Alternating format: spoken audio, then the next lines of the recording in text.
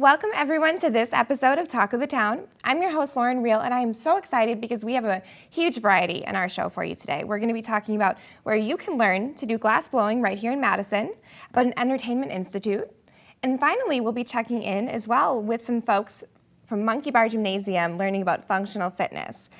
And first, I have two fantastic guests joining me today. I have Rachel Butler, the Madison ballet dancer, and Mike Massey, the composer of Dracula, a ballet that's going to be entering the Overture Center next week. Is that right? That is correct. Well, congratulations to you two for this great show that's coming up. This is very exciting. Thanks. Thank you. So Mike, let's start with how you got involved in writing a ballet. And is this the first ballet you've ever composed? It is the first ballet I've composed. W. Earl Smith, the executive director of Madison Ballet, is a good friend of mine for a long time.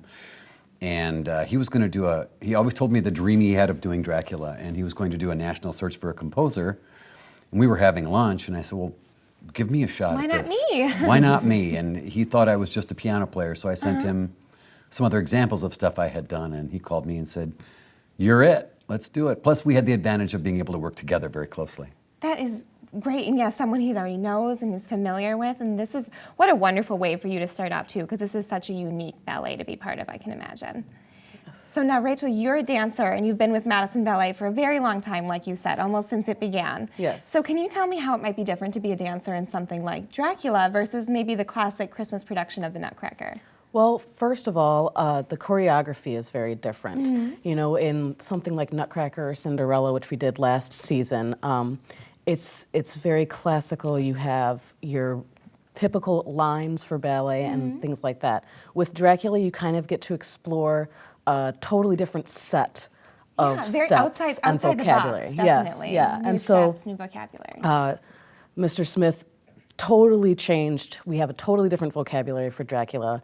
A lot of lines that, you know, a lot of dancers we would say are like ugly lines, but it's fun to kind of. Classically, you know, true to the the ballet world. They're newer and, like you said, maybe not inside the box. Yeah, and also because you're creating this character like a vampire, Right. or even Lucy, who transforms from a human being to a vampire, gets, you know, Dracula attacks her and all of that. You have to build this totally different style. Yeah, and kind of break the mold and be able to go into these very unique characters for a ballet. Yeah.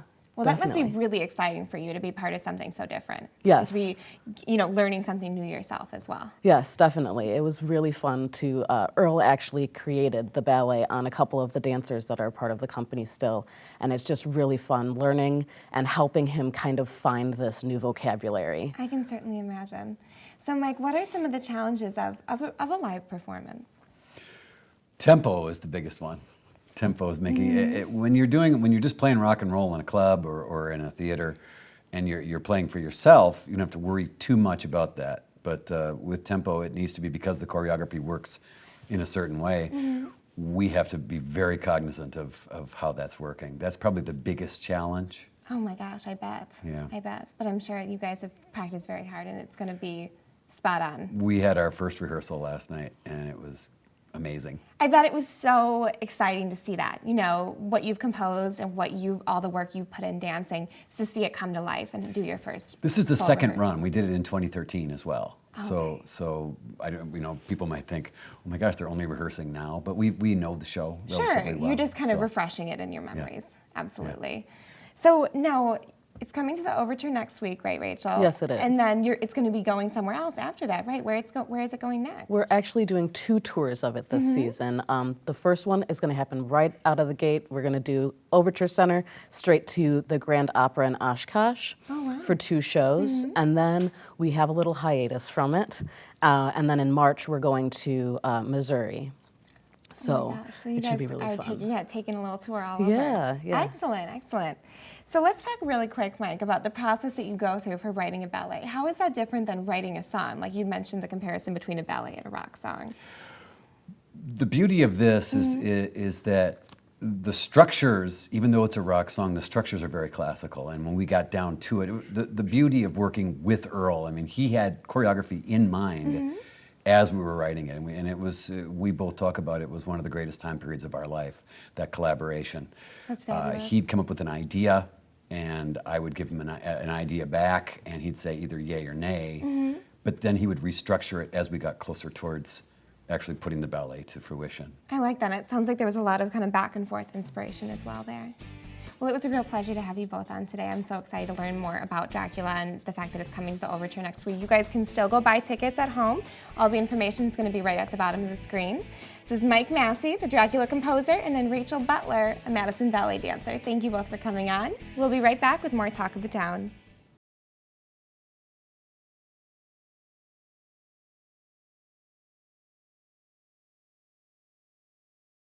Welcome back to Talk of the Town, everyone. I have two very special guests with me now from Madison Glass Academy. We have Jira and Adrian. Thank you for coming on today. Great to see you both. Thanks for having us. Yeah. Oh, absolutely. My pleasure.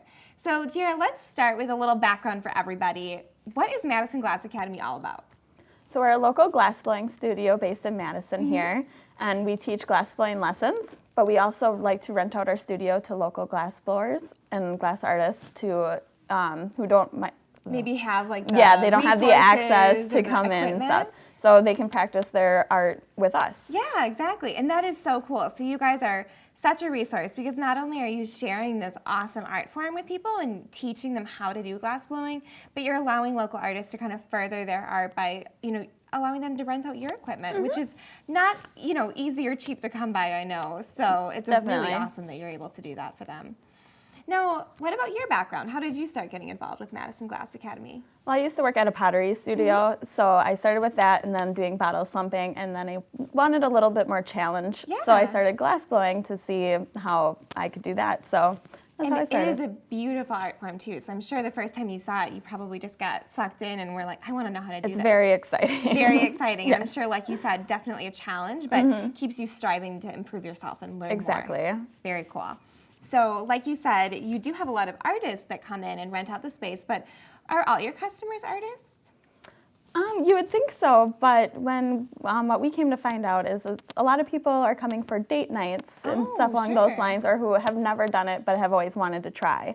So they just come to us. Like maybe they didn't know there was somewhere to learn glassblowing. And there really wasn't in Madison until now. And you guys have brought that to life and given them somewhere to go and to try this brand new thing. What a fun date night that would be. Definitely. So we have with us now as well one of the head glassblowing instructor. This is Adrian from Madison Glass Academy.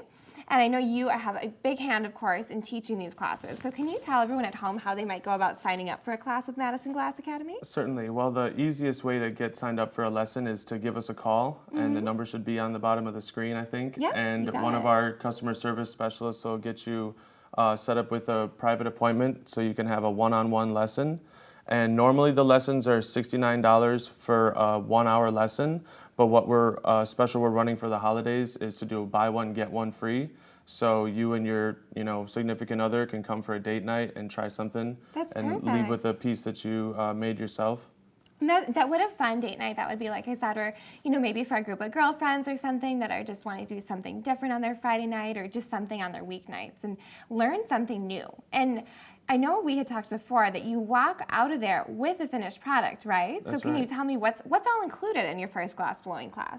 So what we like to do is kind of figure out if the people have ever done glassblowing or any kind of, like Where Jira they're has done at. some other artwork before and find out what they're trying to get out of the lesson. And we give them a brief history on glassblowing and then a demonstration. Either I or one of the instructors will make like a piece for them.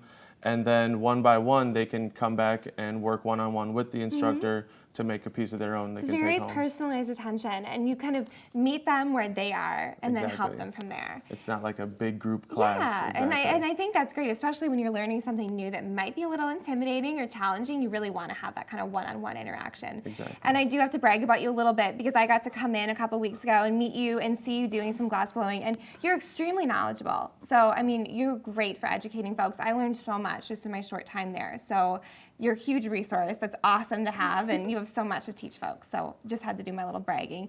You did make me a pendant. We'll hopefully get a shot of that. It's gorgeous, personalized with my initials.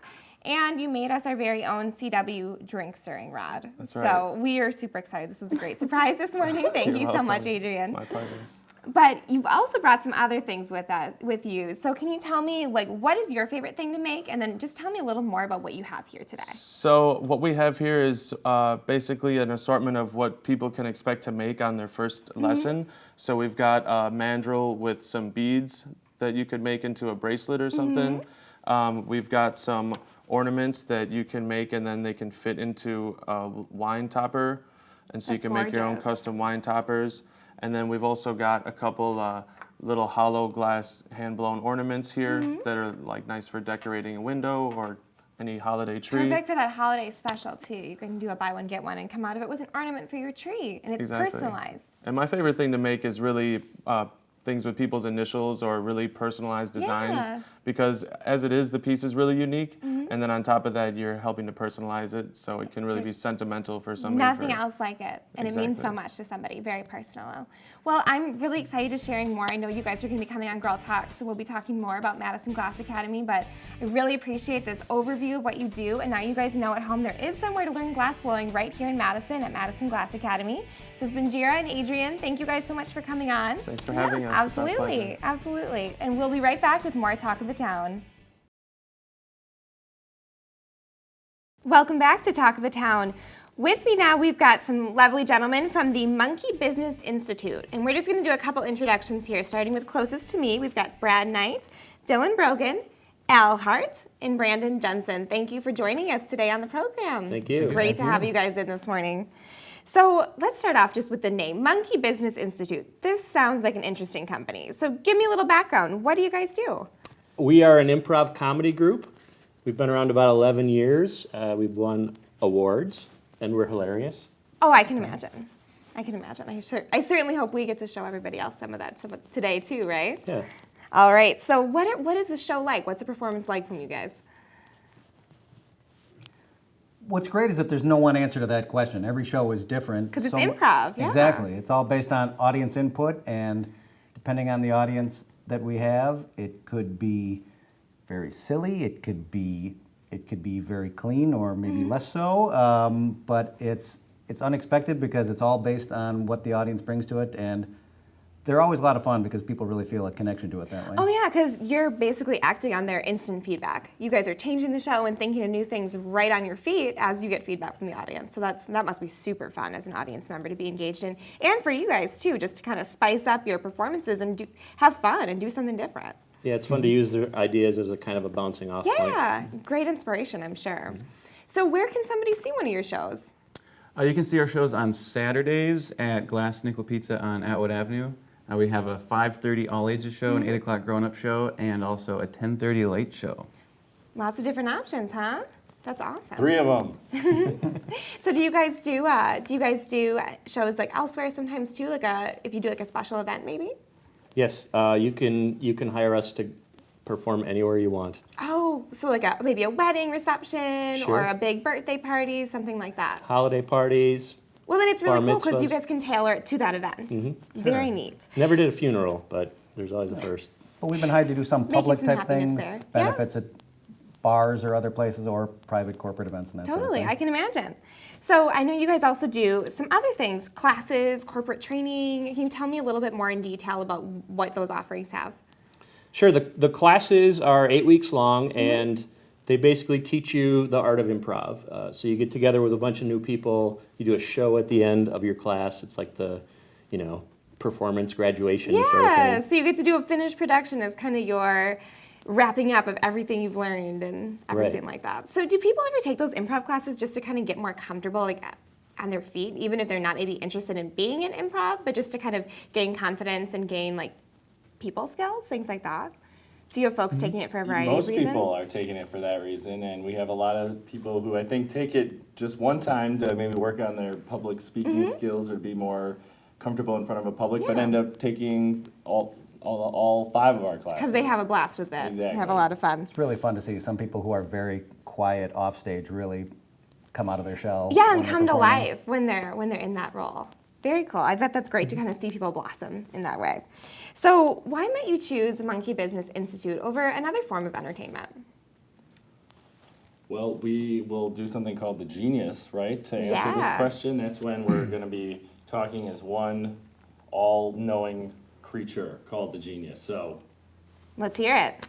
You Should come to monkey business Institute for fun and entertainment because we always have the best booze and we love to perform. daily. Or And that's weekly. the- Or weekly. And that's the genius. I love it. The genius makes an appearance in some of our shows. I bet. I Yeah. bet. No, is that always you three? No. No, we have 21 members in our troupe, so whoever's available on a particular week, you'll see those people. I love that you say troop. That ties in nicely with the Monkey Business Institute. Very cool. So is there anything else you guys want to say before you go? Our two early shows, they're what's called short form. We play a lot of games, and it's maybe a little sillier. Yeah. Our late shows are kind of a laboratory where we try new things and try out some strange shows, but they're a lot of fun. I like that. So again, you can get some variety. Go at 5 o'clock or go at 10 and you can see a different performance. Yeah. We do musical shows about once a month or so. So again, back to lots of variety, and I love that. And people are never going to know what they're going to get, and they can see you guys many times over and always have a different experience, which is probably the best part. Who doesn't love going to see their favorite group time and time again and always getting something new? We have some people come and stay for back-to-back shows. I bet. I'm not surprised at all. Well, I'm really glad I got to meet you gentlemen today. Thank you for coming on our program. Thanks to the Genius for coming on our program as well. This has been a gentleman from Monkey Business Institute, and go see them at Glass and Nickel on Atwood Ave. We'll be right back with more Talk of the Town. Welcome back to Talk of the Town, everyone. Our last guest on the show today is John Hines from Monkey Bar Gymnasium. Welcome. Thank you for joining us. Thank you for having me, Lauren. Oh, absolutely. It's my pleasure. So something that I've heard all about is Monkey Bar Gym and how you guys are doing functional fitness. It's a very outside-the-box workout. So let's talk about that. Let's start with what is the biggest problem that you see in other fitness, going on in the world today, and maybe how Monkey Bar is combating that. Sure. Well, what I saw, I was an NBA strength coach, and I saw that training athletes is pure about function and performance. And back in the day when I started it, all gyms were about isolation. Sure. And isolation in the mind and body. And so then the only alternative was yoga studios. So I saw there needs to be a place that is all about performance. And fortunately, I learned how to heal the body as well as really push the body in as far as performance. And so I said, there needs to be a place like this. And so I've been training my athletes myself this way for some 30-some years, but I thought a gym like that would be incredible, and that's having why I a opened it place up. to go and just to spread this message and this way of approaching fitness. It's so important. You said Monkey Bar Gymnasium has been open for 16 years, is Correct. that right? 16 years ago I opened the first That's place. very impressive. You see an idea, you see something that you want to change, and you actually went out there and started making a difference. That's Yeah. very, very cool. So what do you think is the biggest health issue that people are facing today? Well, I think it stems from the problem of most fitness facilities are boring. It's boring. It's a chore. Routine. Yeah, it's a chore to get on a treadmill, to do a machine or something like that.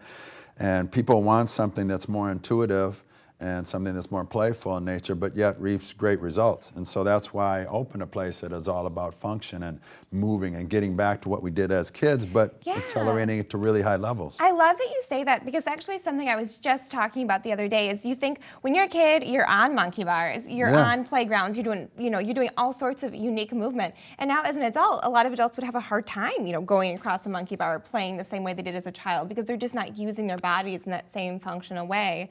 And I love that you're, incorporating that back into our lives. Exactly, That's and so people cool. love it. As soon as you let them reconnect with playful movement, people love it. And that's why they have such a blast training at the Monkey Bar Gym. And how perfect to be able to improve your performance and your health and have fun at the Yeah. same time. That's That's wonderful. the ideal, isn't it? Exactly. So what are 3 simple things that somebody could do, maybe starting today to just start dramatically improving their health and fitness? Move more. More. Just if you can get to a Monkey Bar Gym or something that's similar, great. Just relearn how to move the body. Watch little kids on a playground. Learn to eat whole foods more, and drink plenty of water. And the biggest thing is get more sleep. Most people more cut their sleep. sleep down. They eat poor and they don't move. So if you eat healthier whole foods, and you move more and you get plenty of sleep, you're going to make your body feel amazing, and you're going to have a lot more energy. Definitely, and I like that you included sleep in there too, because I think Yeah. that really is one of the pillars of a good physical well-being, but we often cut that out because there's so many other demands on our time, and it's a vicious cycle. You're not sleeping enough, you don't have the energy to move, maybe you're too tired and you order out for food or whatever it may be. So just taking those steps you said would make a huge difference, transforming your life. Big time. It's very cool. So what about the difference between training and working out? Can you explain that difference for me? Yeah, we like to train people to achieve a goal, a performance type goal. And I think a lot of people stemming from back in the day when they did try to work out on isolation machines and stuff like that, it felt like it was a chore, and they would work out to get a pump, to get a sweat, but there was no real big goal of improving performance. Yeah, like a progression. Exactly, and what we try and get everybody to do is train with some goal in mind of performance, to run, to hike a mountain, to perform, like compete in one of those tough mudder races or something. Or just, those are always like, we like to focus on training over working out to get a feel. We like to train people with a goal always in mind to go higher and higher levels. And I love it, and that's something that they can keep their minds on and keep focused on when they are busy training, because it's something that they're always striving towards. Exactly. And they know where they want to be and what they need to do to get there with your help. So that's super. Now, the big question, we've only got a little bit of time left, is why is Monkey Bar Gym the best gym there is? It's simple. Tell me. We are the only gym in the world that combines functional training with the modality of healing the body. We call it base training, building alignment, strength through extension of the body. And this is something that I was fortunate enough to learn from Roger Ishins a long time ago. And it's a way to heal the body through active alignment. And we are the only gym in the world that teaches people how to eat whole food, plant-based. So we combine functional movement that is fun and playful with healing type movements that realign the body, and with the nutrition program that heals the body from within, and it creates an incredibly fun atmosphere that reaps incredible results. And very all-encompassing too. Oh, you hit on everything needed to really improve someone's life, and what a great joy that must be for you to see some of the folks that come in just totally transforming. Yeah, we love it, and all our trainers love it, and there's a wonderful energy at the gym. I bet. Well, it was an absolute pleasure to talk with you and learn more about Monkey Bar Gymnasium. Thank you for coming on, John. Thank you for having me. Absolutely, and thanks to all of our guests and for you at home for watching this episode of Talk of the Town. Make sure you check us next time, only here on CW57.